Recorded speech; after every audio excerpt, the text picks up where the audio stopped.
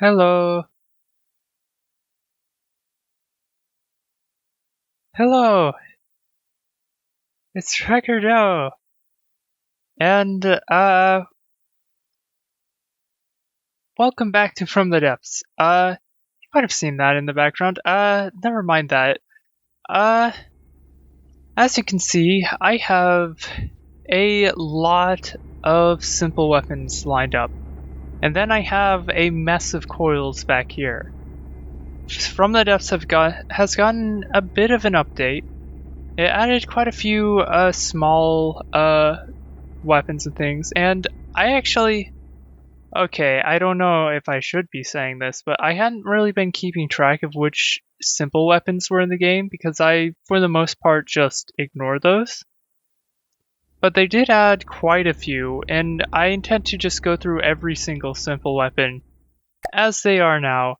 I probably won't go super in depth, I'm just going to demonstrate what they can do, and then what I'm going to do is go on to demonstrate what this is, go over things like the new Trex system, which you can see here.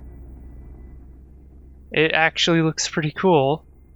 And things like that robot over there, which is using another one of the new blocks. I might have missed some stuff, I don't know. But I have some interesting things to point out and show you guys. So let's just start with the smallest, the first gun, which this one, wrong gun. That was the 64 PDR cannon. I'm trying to, this is 2. This is the Rocket's Revolutionary Revolving Blast gun, and it is supposedly a very huge damage dealer. And it's a shotgun. I actually really like it, but it has this really obscenely long reload speed. It takes forever to reload, so I'm never really going to see much use for that. Now, of course, I already demonstrated this on accident. It's just a naval cannon. It fires at a decent speed, I think. We have the swivel gun, which has a decent amount of movement. Fires a really slow shot.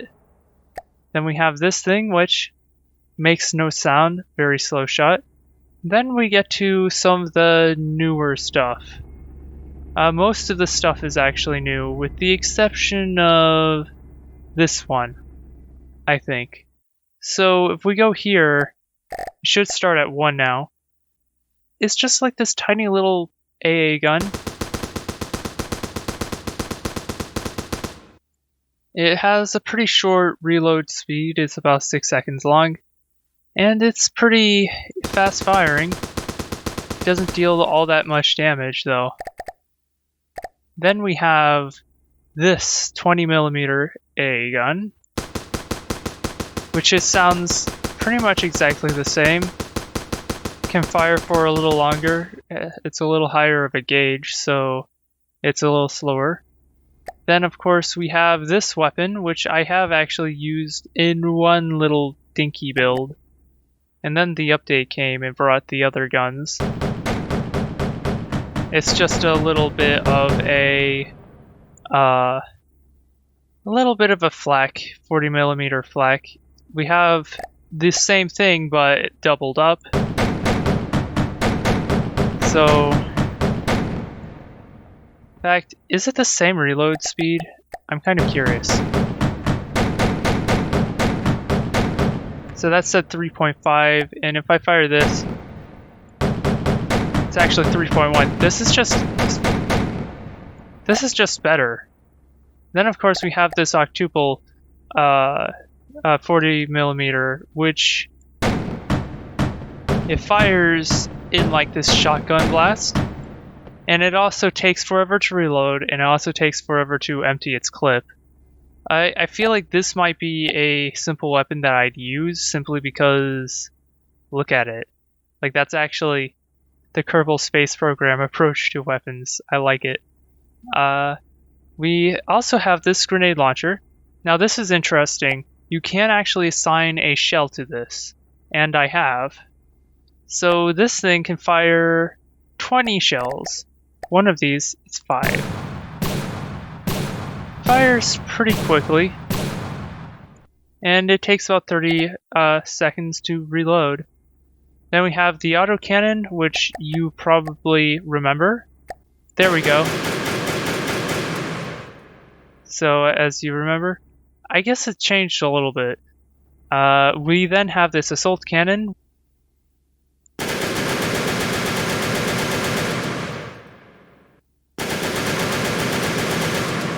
The sound effect ends, takes about 4 seconds to reload. Then we have these guns, which these are both the same, actually.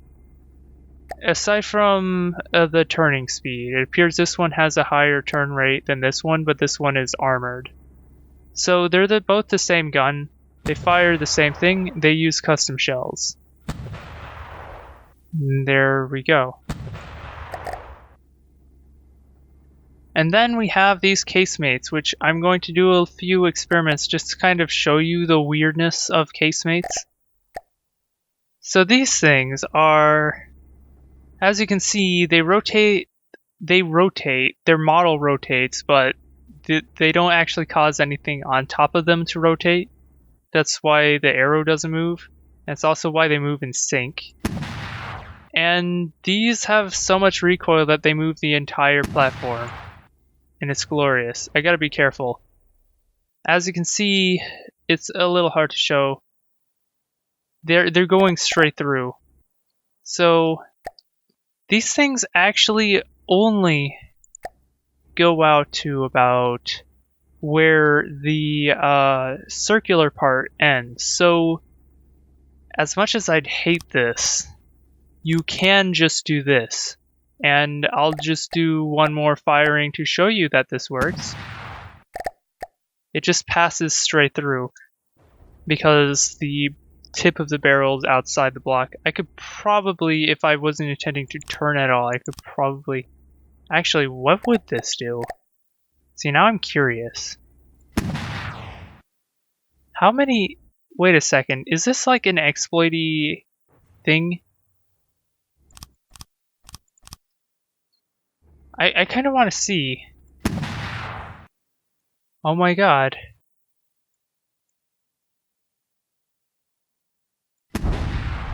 Oh no. It appears about this far it collides with blocks. Huh. So you could totally have at least 2 layers, maybe 3 if you limit it to not steering, just hidden in there. That's kind of... I don't know how I feel about that. So here we are with this engine, and we have plenty of fuel left. This thing is responsible for charging all of these shielding rings. Now these things are kind of cool. I'm going to do a couple demonstrations with them. You might notice that aside from using them for shielding, if you notice, if I go here, it shows that the armor class has been boosted. And you can kind of see, like, this wood has really high armor class in most places, although it seems like the extremities get the bulk of it. So, yeah, this is pretty ridiculously strong. But it also has a specific programmed-in flaw, which we can exploit for fun and profit. So, I just used a blasting cap to detonate one of these rings. What happens is that all their stored up energy gets stored up and then unleashed in explosive fashion. And so if I do that, I destroy all the blocks. And this isn't limited to just this grid. It actually works against anything in line of sight. So hence why I have this cannon. Now, before I demonstrate the cannon, I may as well go into a quick aside, because we're here, and I'm going to have to do this anyway. This thing is just a little tank thing that I made. I was kind of curious. It has tank features. This view probably gives you the best overview of what it is. It's nothing fancy. But I have these treads, which I tried to go for aesthetics. They don't work very well because I went for aesthetics, but oh well. The cool thing about this, though, is that this actually works, and I've noticed some weird interactions with jittering and the treads. It's almost like they'll reduce the jittering, but there's no actual reason why they should do this, because as far as I've been told, it's just all visual. There is a tracks menu. You can left click a wheel to select it, and then right click to assign and unassigned wheels. So you could do that. You could also delete them from this menu or add wheels from this menu. It's pretty cool. And it's actually relatively intuitive if you reduce the size of the menu, which is exactly how I set this up. So it looks kind of like a weird modern tank thing. So I'm going to turn. It does not like to turn, but it can. And I think it's because of how I set up the treads to be 4 separate treads instead of 1 tread. And I'm going to just say move forward a little. As you can see, it actually dealt damage. You can see that it's actually dealing damage. It pierces straight through and then it has to be repaired. I'm going to remove my thing. Where is it? Let's remove my repair tentacles so that it doesn't try to repair things. And I want to see if I can get it to detonate the ammo stockpiles on this. There we go. So, it is actually a ridiculously powerful weapon. You guys thought pack was strong, but for the low cost of like less than 1% health on a heavy armor beam and a tiny bit of ammo, coupled with the replacement cost of a shielding ring pipe, which is only 5 resource, by the way, this thing actually can just cut through anything.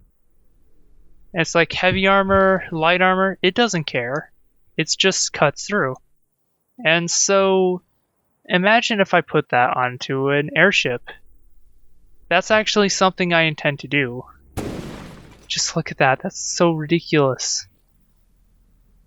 So yeah, so let me get rid of this leggy thing. Or I could give it fuel. You know what?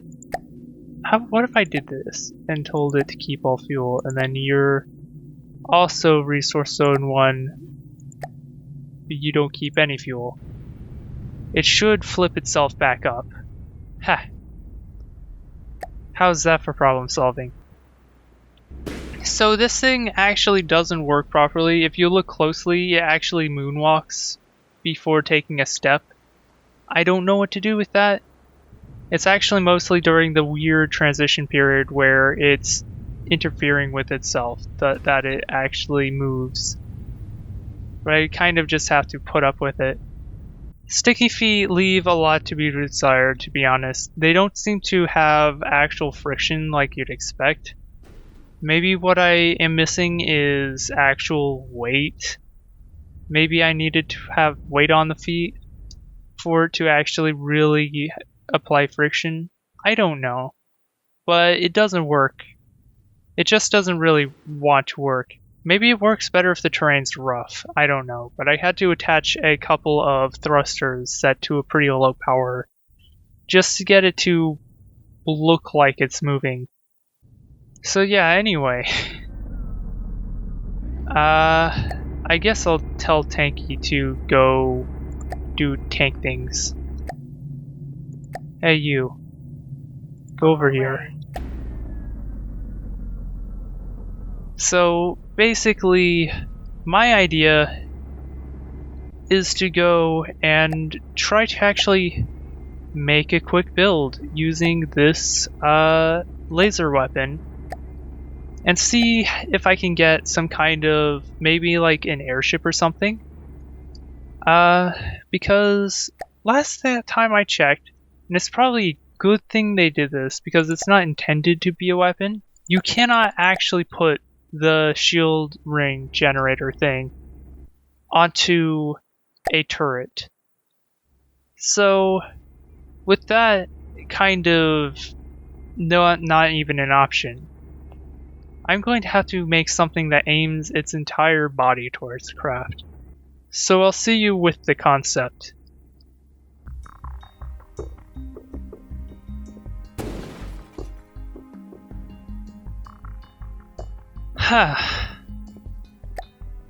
So as you can see here, I have come up with a basic ring cannon setup.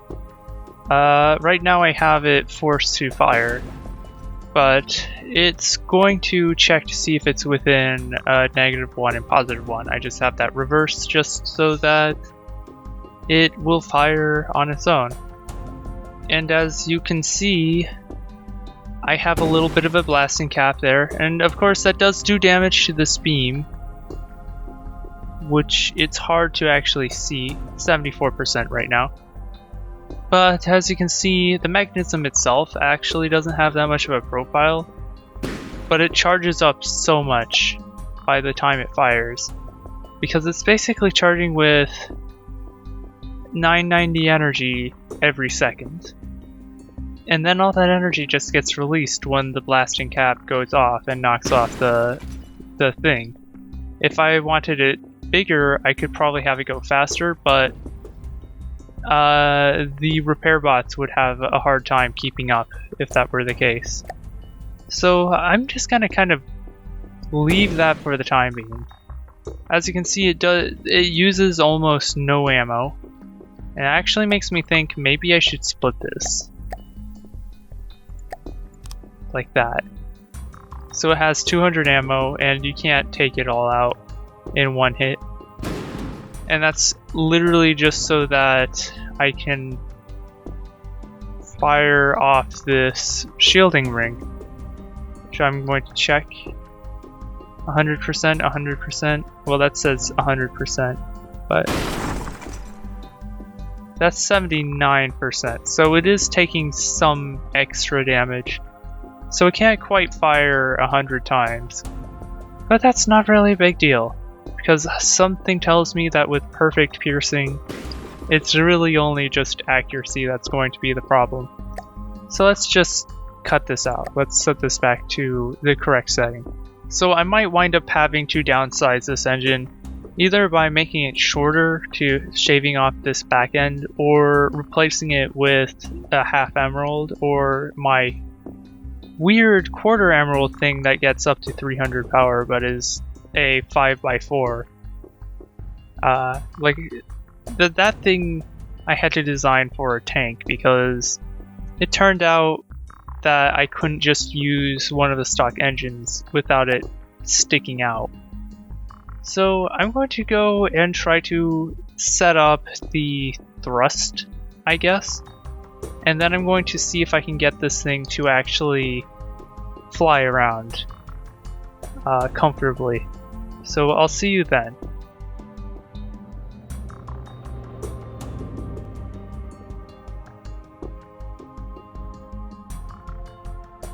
Oh, okay, I did not plan for this. I am just writing on the end of it. Welcome back. This might be way different than you expected.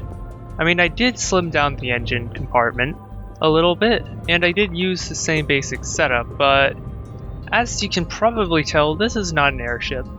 And I have a few weird mechanisms. Because it's not an airship, I needed a way of aiming the body of the craft, so I'm doing it with these pistons. Let's just open it up. As you can see, it's all the same. I've switched out some blocks for rubber because I have to use aerial AI for it to actually beeline to a target in order to be able to fire. So yeah, there's a little bit going on here, but hopefully it's not too much. Not that much has changed. It has thrusters to keep itself on the ground, and it uses thrusters in order to accelerate, so it actually moves very, very fast. It moves something like 60 meters a second, like 66 in my last calculation. And if I were to spawn in something, let's just grab a type in, and let's just see what happens here. And I hope I don't die. I shouldn't die. So it's taking some damage, which is going to affect its ability to reload.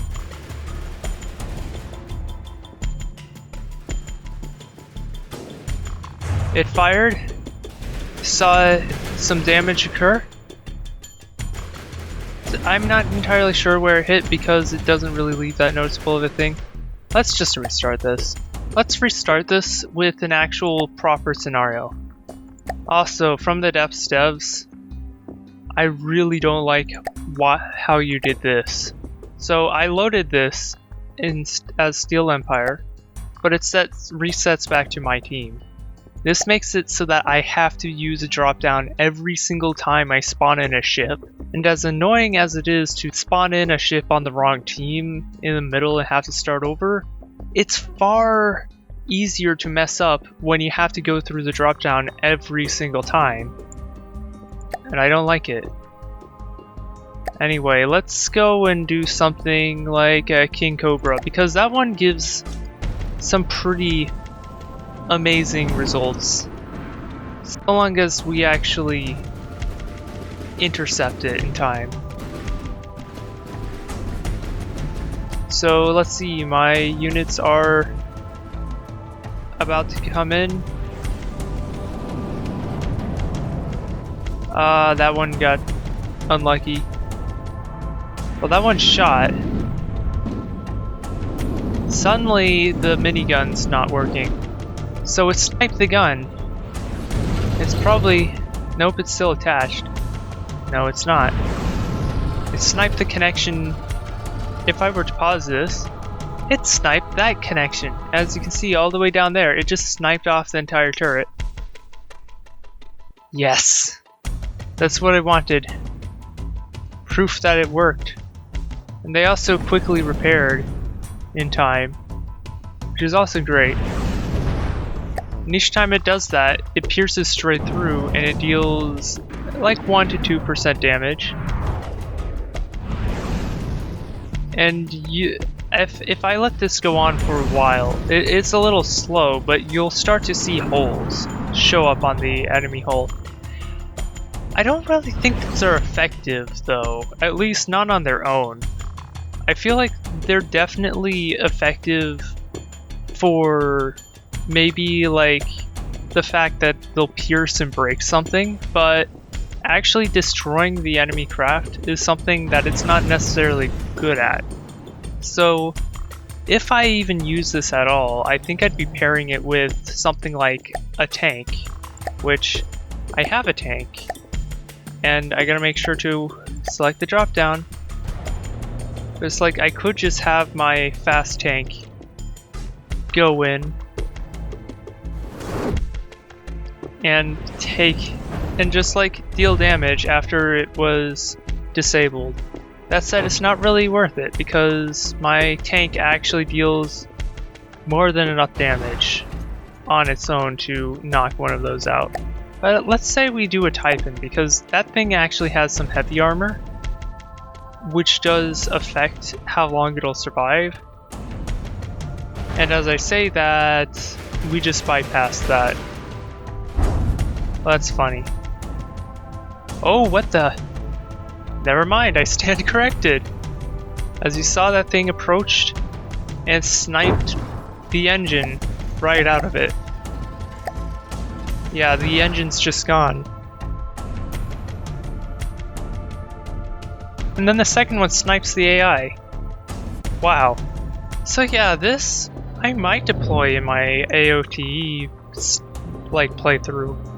I don't know if I'll be recording though, because the changes to the Neater campaign, while I'd really love to play them, They are going to break my save, so I'm not entirely sure if this is true, but it's just a really strong hunch. But there's also the fact that things like APS are receiving sledgehammer nerfs, and like shields, sledgehammer nerfs, and then some things being buffed considerably, or nerfed considerably, or like changes just being flip-flopped back and forth. It's nearing release, so I have a feeling that's what this panic's about. It's like they have to feel it out. How big the changes are and how they're all sort of occurring all at once. I mean, I've seen this kind of balance philosophy in Overwatch, and it was kind of alienating. So I really hope after release it slows down. Then if the game like settles in a spot where battles aren't super long and the game's just satisfying to play overall, then I might consider recording some more of this, but for now though, I'm going to wait and see what they do with the game, and hopefully it remains fun to play, and my designs don't have to be mothballed every week. That would be nice. I've rambled enough. See you later.